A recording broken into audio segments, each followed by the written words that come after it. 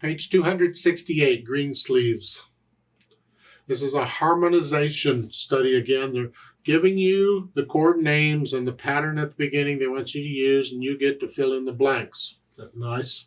When the pattern changes, they give you the notes to let you know the pattern changed.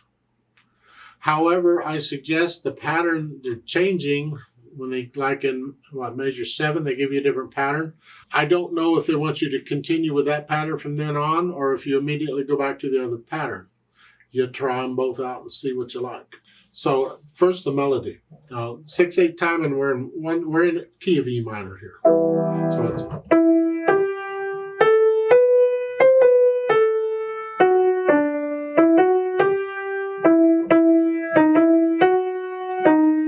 thumb again. I don't like doing that, but you kind of have to. We run out of fingers, so just lift up.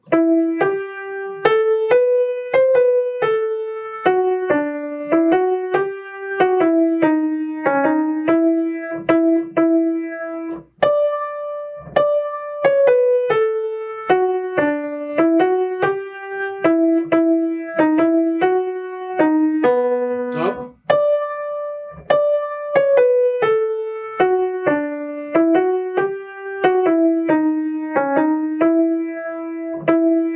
Yeah, this is one when I put this piece, Greensleeves, on YouTube, I get a copyright strike because they say, oh no, this is copyrighted music. No, it's not copyrighted music.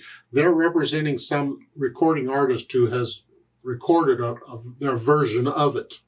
And then I have to push back on the copyright and say, no, this is public domain music. You can't have it. And then they come back and say, well, okay. Do this every time I upload this piece. It never fails. The chords, let's see what we got. First, I'm just going to do block chords. We're starting out with an E minor chord. They went down here. Okay, fine. Went down here. D minor, C major, B major. B major has here. So make sure you got it. Because remember, in E minor, we're going to use harmonic minor. So the 7th step, the D, goes up. That's why we're using D sharps. And then E minor again. I'm going to D, C, B major. We just keep going down, don't we? Then we have a G. Then a D, C, B, G. Or down here. D, C, B, E minor. Those are simple the chords. And then I add this pattern they want. So in the left hand, I'm doing the top and bottom of the chord. And then I do the full chord here.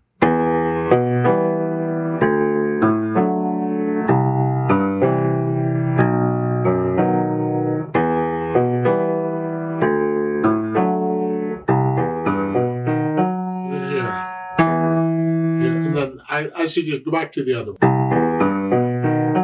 The E minor. Here. For that, measure 8, is it? Go back to the original thing. And then here, going on after the double bars.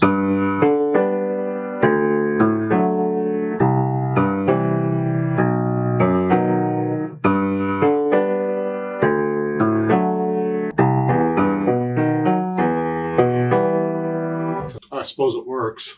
And then hopefully some instrument or somebody who can play the melody can do that, and you can play it together and have fun with it or whatever. I don't know. As far as how fast you go or how loud you go, that is determined by the melody. The soloist, whoever is doing that, they decide how fast it goes and they decide how loud they're going to play, and you stay under them. Simple as that.